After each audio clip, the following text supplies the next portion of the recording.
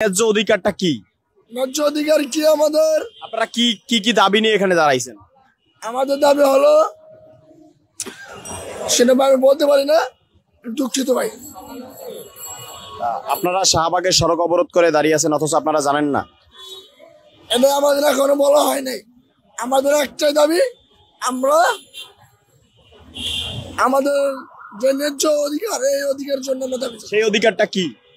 সেই অধিকারটা আমি এখন বলতে পারবো না ভাই, আমি সরি ভাই। ভাই বাংলাদেশটা দিন দিন সস্তা হয়ে যাইতেছে। মানে কিছু হইলে আন্দোলন করতে হবে, কিছু হইলে আন্দোলন করতে হবে, কিছু হইলে আন্দোলন করতে হবে। মানে কোনো কাজ নেই, খেলে আন্দোলন হবে। এ বাঙ্গিরপুর নিজেও জানে না যে সে কি নিয়ে আন্দোলন করতেছে। এই ঢাকা শাহবাগের রাস্তা অবরোধ করে বসে আছে। মানে যখন সাংবাদিক প্রশ্ন করছে যে ভাই কি নিয়ে আপনারা এই অবরোধ চালাচ্ছেন, তখন ওরা বলতেছে এখনো বলা হয়নি।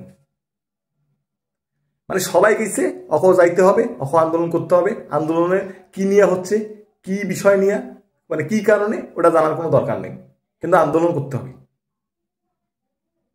শালা বাঙ্গিরপুর ভালো হ, বলে দিলাম।